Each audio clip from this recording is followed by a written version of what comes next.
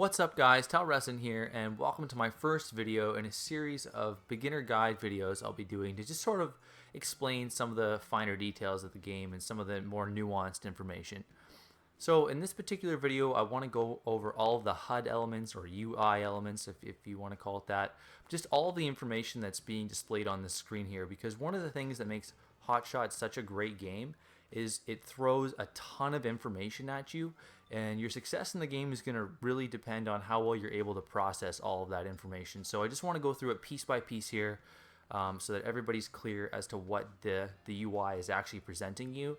I've seen a lot of questions on forums and on the subreddit about what does this mean, or why is this percentage here, and so I just want to sort of clarify all that. So to start off, in the bottom left, everybody should be familiar with this by now. It tells you the remaining distance to the hole, in this case 115 yards, and then the distance that your club is going to shoot. But I want to draw your attention to the little bar, the little white bar underneath the club icon, and that is the indication of the sway of the club. And it's a really important learning tool, because when you hit your shot, it's going to place a little red dot on that bar depending if you hit it on the toe or heel of the club, which has a big difference in terms of how your shot actually ends up. So it's important as like a learning tool just to keep track of that and to constantly monitor it so you know where you're making your errors. The red dot will appear after you hit your shot, and it will depend on the impact. So if you hit a perfect impact, it's going to tend towards the center of that line, and if you hit a just in the pink, it's going to move a little bit to the periphery of that line. So it's one of the things that this game has come under criticism from some of the more veteran players, because in the previous versions, if you hit a perfect impact, it would always go dead center or very close to dead center, whereas in this particular iteration of the game, even a perfect impact might sway quite a bit. And like I said, it's an important factor for you to keep in mind when you're analyzing your shots and thinking, why did that go to the left, or why did that go, why did this not happen the way that I thought it would? And so just keep in mind that that indicator is very important, because it is a new feature. None of the other games had that, so it's cool that they have it. And because the sway is so variable in this game, you're going to want to get used to keeping track of that. Up in the top center, you have the elevation indicator. So in this case, it's uphill 5.9 yards, and the uphill is always in the red with an up arrow, and if it's a downhill elevation, it's going to be blue with a down arrow. And basically what that is indicating, if we just go in and sort of zoom in a little bit, it's all of that's telling me is that the pin is 5.9 yards higher than where I'm currently standing on the golf course, and that's going to have a big impact in terms of my shot choice. So the general rule I tell new players is just to simply add, if it's an uphill, or subtract if it's a downhill elevation, the exact value onto your yardage. So in this case, I might want to just add 6 yards to my shot power to make sure that I am compensating for that uphill elevation. Now, it does get a little bit tricky, because depending on what club you use, the elevation comes into effect more or less. If you're using a wedge or a high loft club, the elevation doesn't matter as much, because you're getting so much of a high arc. So whether it's 10 down or 10 up, it's not going to have a huge difference. But if you're using a 3-wood or a 5-wood into the green, the elevation is going to have a massive difference, and so you would actually increase that value. So in this case, I'm shooting just a pitching wedge, so I'm not actually going to add the full 6 yards. I might only add 3 or 4. And if I was shooting a 5-wood into this green, I would maybe add 7 yards or something like that. So it does depend on the trajectory of the club. But for just starting out, I would suggest that you just sort of take it as is and just add or subtract whatever the value is. And that'll be a good way to sort of train you on how elevation will affect your shot. In the top right, we have the wind indicator, which is just the arrow is obviously just telling you which direction the wind is going, and then the strength of the wind is in the number. I'm not sure what the M stands for. I'm just going to call it meters.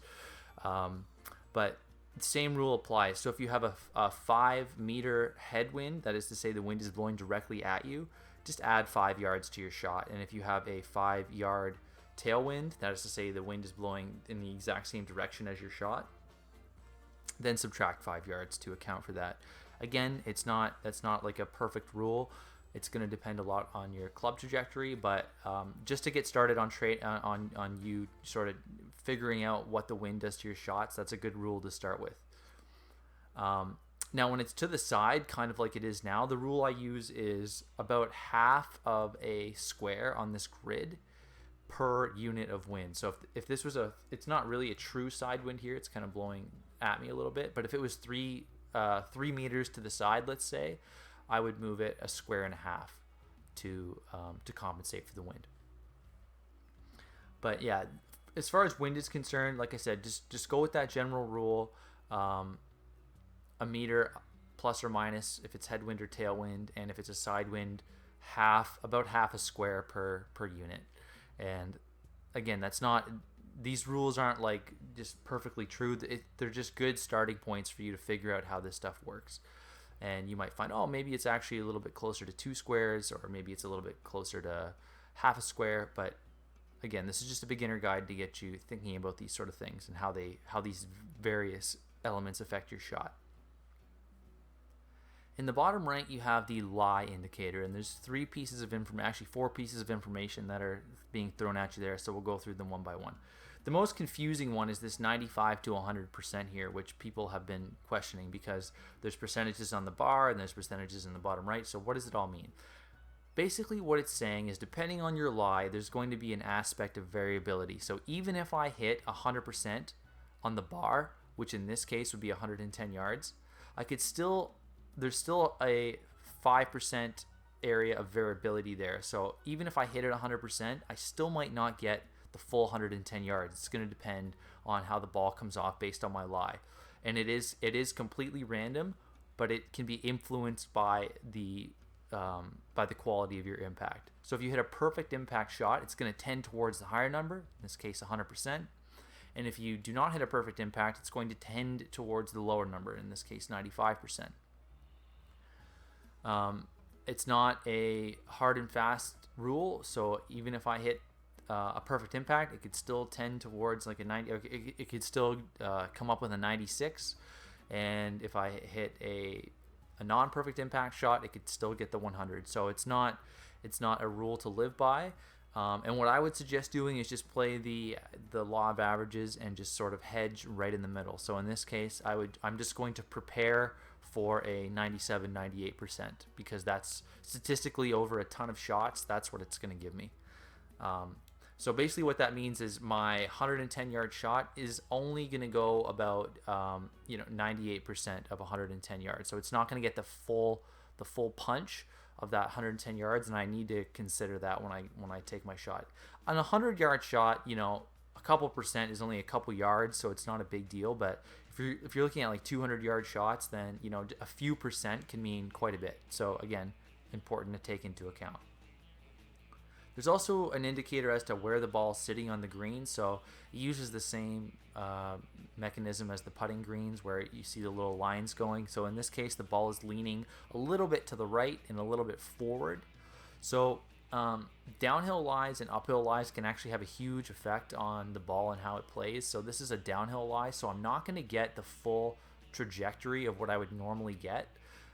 Which again is something I need to prepare for and take into consideration when I'm setting up my shots. So usually uphill lies are favorable because you kind of get the effect of backspin without having to add backspin, which in this game is a sort of a treacherous proposition, adding backspin to your shot because it increases the sway by a large margin. So when you're looking for your landing areas, you want to try to find a spot with uphill lie, not downhill lie, as I have failed to do here.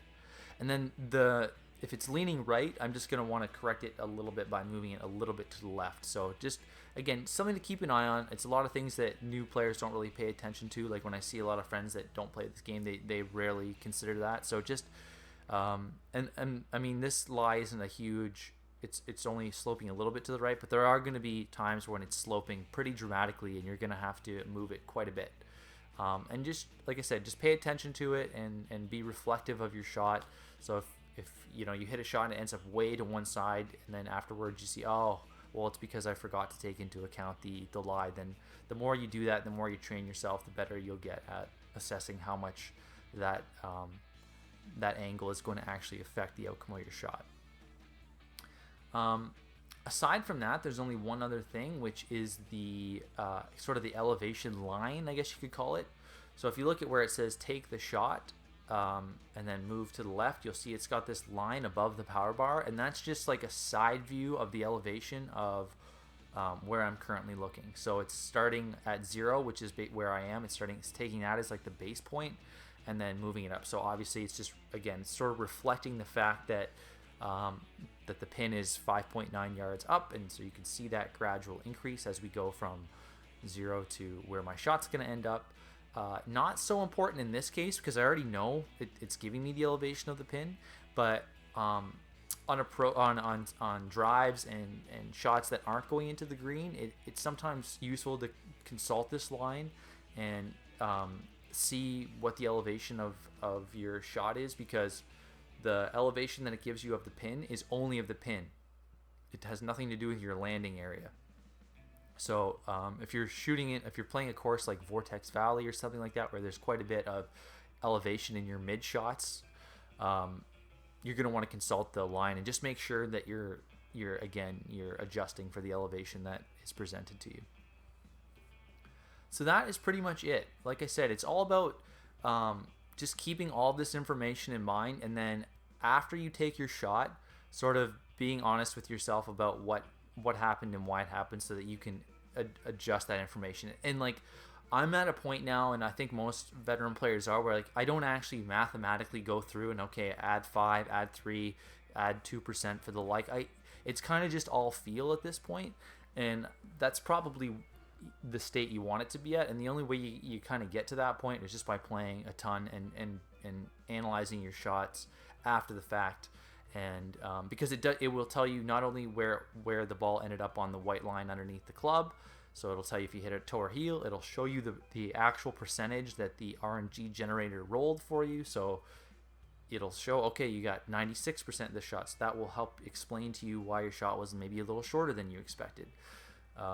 So yeah, all things to consider, a lot of information. So I hope you found that helpful. So I'll just kind of go through an example of in this case. So what I do when I first approach my shot is I press up and triangle on the D-pad to get a nice bird's eye view. So in this case, I already know my club's not going to get there. So I need, it's a pitching wedge, so I need to go at least past the hole to increase to account for the elevation. So something like that would be pretty good. Okay, it's 5 yards past, it's uphill 6, that's pretty good. But I've also got the wind to account for, and I've got the lie to account for, so maybe I even want more than that. The 125 looks like a little much, so what I'm going to try to do is use the 125 and not hit it full. I want to hit it about 98%. I'm going to use the fine-tune mechanic, and we'll get into that in another video, but I'm going to hit this about 98%. It's going to get 96 to 100, so 4% of 4 to 0% of that is going to actually come into play. The wind has actually died down a little bit, and that's another thing actually I should mention too while we're at it, is it's dynamic wind in this game, which is really cool. So the wind constantly changes. It's never locked in. Even when I hit my shot or start the bar, the wind is still going to move a little bit. So if you're doing what I've done now, and I've spent a lot of time analyzing my shot, the wind can actually change quite a bit from when you start to when you actually execute your shot. So that's kind of important to keep in mind. The wind is moving a little bit to the left, and the lie is pushing a little bit to the right. So I'm just going to kind of aim dead center and assume that those will sort of cancel out. I might move it a little bit to the left because 1.4 isn't very hard, and the lie is breaking to the right. So let's see if I can execute this shot properly. Okay, didn't get the perfect impact, and as you can see, it moved quite a bit to the left on my bar. Not a bad shot, and it gave me the 98%. So those are all things I'm going to keep in mind. So I actually aimed it a little bit to the right because my shot was way left, and the distance was about dead on. It was about right in the middle of the 96 to 100. So I got the distance pretty good and ended up with not too bad of a shot here. And so yeah, that is basically that. Thanks for watching the video. Stay tuned for more beginner guides that will help illuminate other facets of the game. Cheers. So I just realized I forgot to mention the purple and blue lines when I was talking about the lie indicator. So it is important because a lot of people were confused by that. So I will just quickly go over it. Um, the lines simply just indicate the level of spin that you're able to exert on the ball relative to the other type of spin. So the blue line is top spin versus back spin, and the purple line is side spin. So in this case, if you look at the blue line, it's showing that there is way more blue above the center than there is below. That's just telling me that I can put a fair bit of topspin on the ball and it's going to have a market effect. Where if I put backspin on, it's not going to do that much because I don't have a very high backspin level on this club. But if I were to go down to say my A wedge, you can see the blue line got a lot bigger because I've got my backspin leveled up. So it's just, again, it's letting you know how much spin you can put on the ball. And the same with the side spin. It's going to depend on what club you use. The side spin actually gets bigger depending on if you're using a wood versus a wedge, which is kind of interesting, but it's not really a factor. It was more from the old games where you had characters with fades and characters with draw. So it was kind of important to know, like, if you had a character with draw and you had to fade the ball, it would tell you how much you're able to do that just by looking at the purple line. So not a big deal. I wouldn't worry about it too much, but it is something I just wanted to throw out there. So there is that.